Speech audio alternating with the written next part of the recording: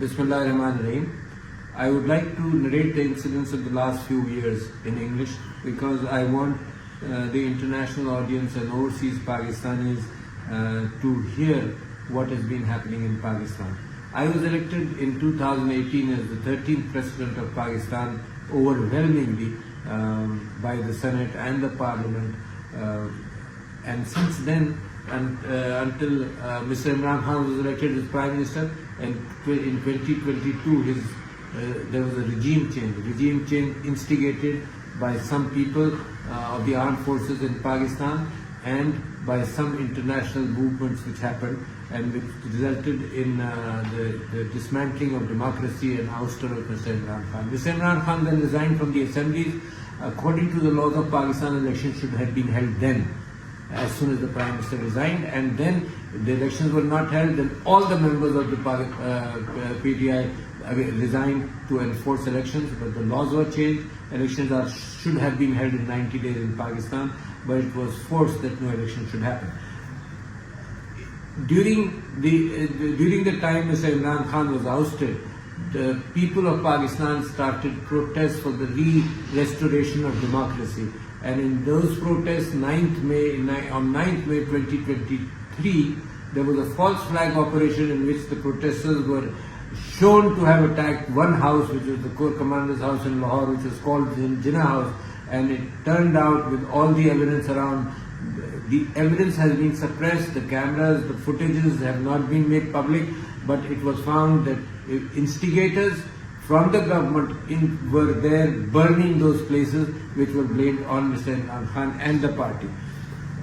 Also at the same time, the only party which is not allowed to have public gatherings, peaceful public gatherings which are called Jalsas, was Pakistan Tehreek-e-Insaf.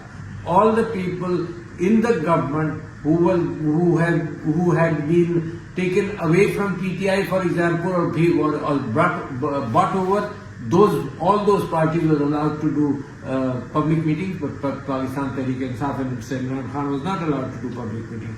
Despite being incarcerated, despite being in jail, he did not want elections to be detailed, and he kept on insisting that the elections should be held on time. The government, along with the judiciary and the establishment, took away the symbol of the party, which was the bat. Bat as a symbol, because people in Pakistan are illiterate. Rather than read names etc. of the parties or people, they will vote for the symbol. The symbol was the bat. The bat was also taken away, but by word of mouth, the elections were held, and the people were given all kinds of symbols of the party to confuse. But despite that, I think the results came out, and according to Form 45, which was a tabulation, Pakistan Tehreek-e-Insaf won overwhelmingly, more than 2/3 of the members elected to the assembly. But the biggest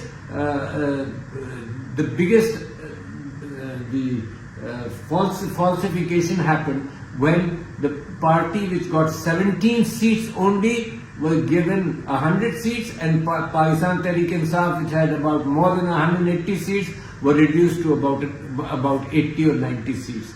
Despite that, the protests, Mr. Imran Khan was arrested, the protests continued, peaceful protests.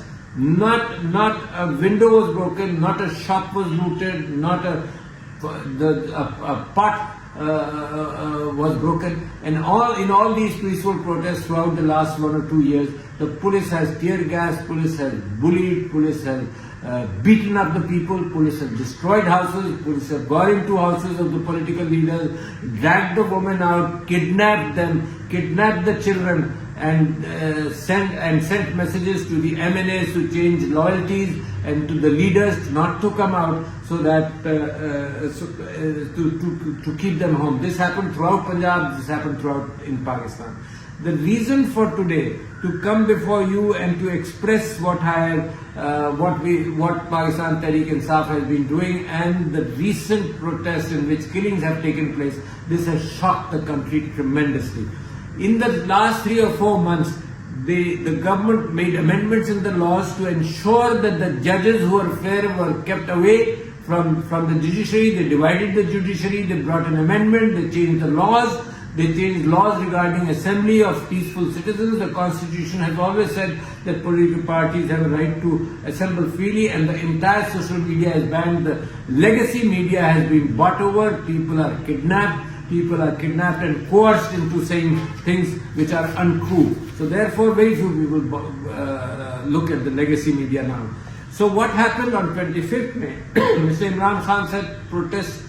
On 24th May, he said, come to Islamabad, peacefully come to Islamabad and protest. And I started from Peshawar. I started the movement from Peshawar. Now the 13th President of Pakistan has about 10 FIRs against him. And let me give you a distant summary of what are FIRs. FIRs are first information reports, which is the police complaint. Police writes down a complaint to be able to arrest and then prosecute people. So the first police complaint was registered in Islamabad. It was against Mr. Imran Khan's wife, Bushra Begum, and against Ali Amin Gandapur, who was the Chief Minister of KP, President Alvi, and 20 persons. They were arrested. They have on this complaint against 20 persons, the police has already arrested more than 400 people. So protesters, and the complaint is, protesters came to Islamabad with stones, slingshots, iron rods, and as an afterthought, they write down they came with weapons. And they broke all cameras. This is also necessary to say, because they broke all cameras, so there is no evidence from the cameras. The CCTV footages have been removed. Like in 9th May, when the false flag operation happened in Lahore to arrest Imran Khan and so many others, who are all still behind bars, there is no camera evidence. So they broke all cameras. They are saying the protesters broke all cameras and they attacked the police.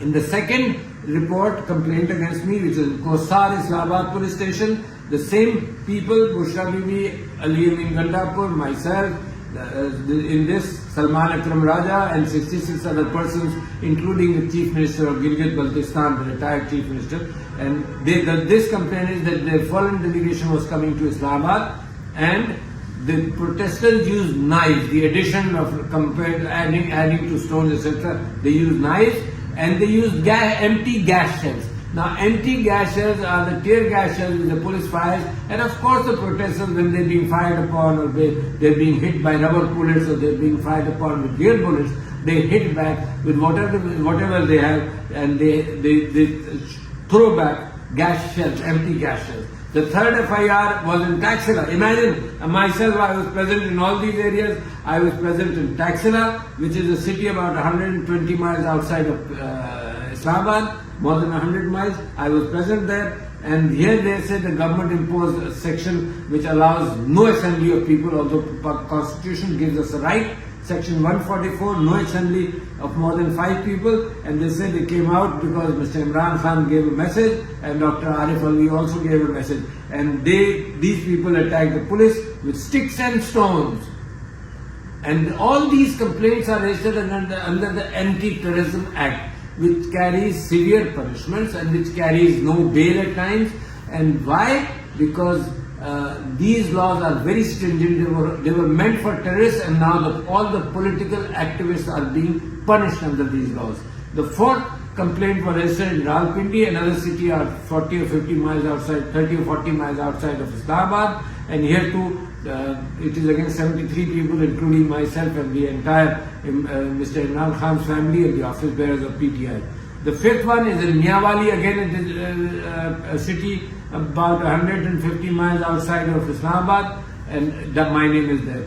Now the sixth is in Kosar in Islamabad, the seventh complaint is in Margala in Islamabad, the eighth is in Karachi Company, Islamabad, the ninth is in Tarnol, Islamabad, the 10th is in Apara, Islamabad. Now these 10 FIRs, I got pre-arrest bail from Sindh High Court, but I have to go to all these cities and get my bail confirmed, and the rest of my year is going to be spent there, because every time they call me to the court for a hearing, I have to be there, otherwise they will cancel the bail. So the next year will be totally spent looking after these FIRs and these bails.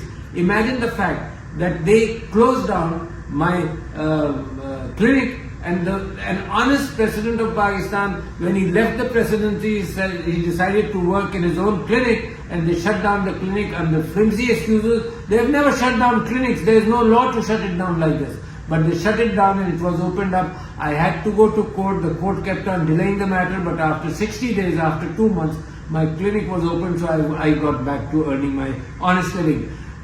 The reason I am presenting these issues in English is because I want the overseas Pakistanis to know, and through them, the world to know. Through them, the people who have been involved in helping Pakistan's democracy and helping in human rights throughout the world, I want them to know also.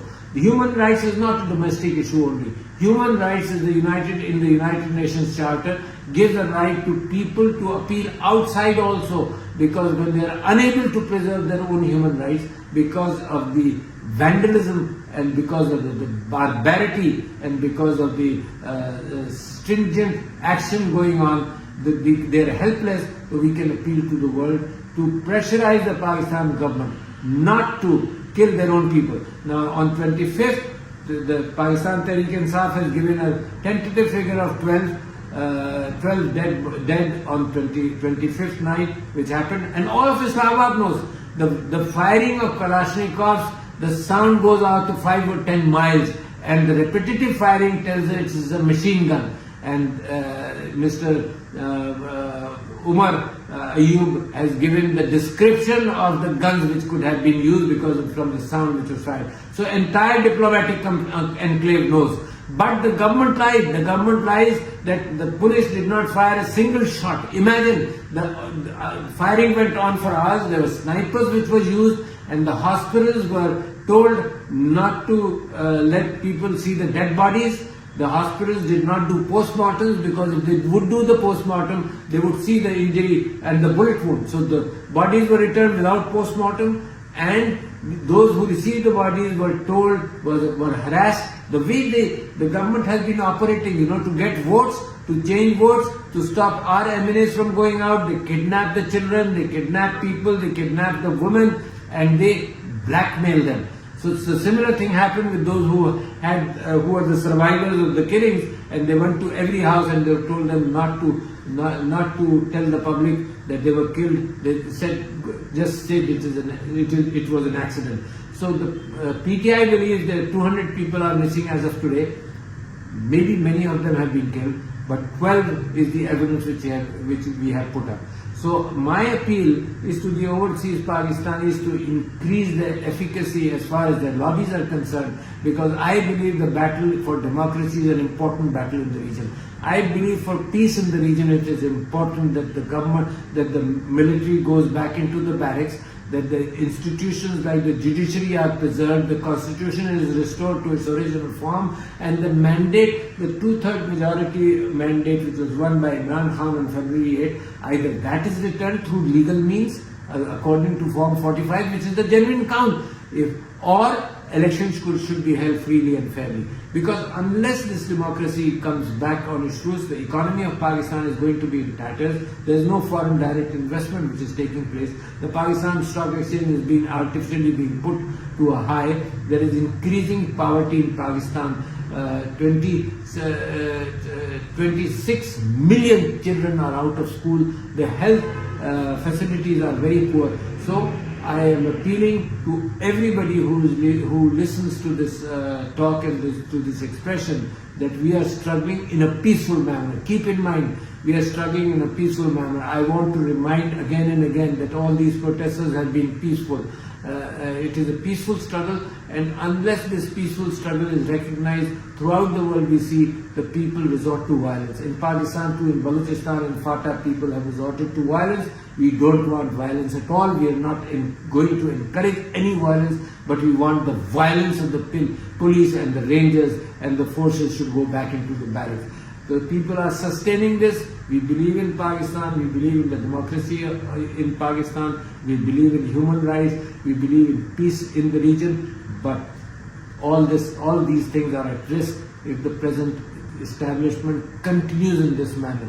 It has the mandate of Mr. Imran Khan's party has to be returned to.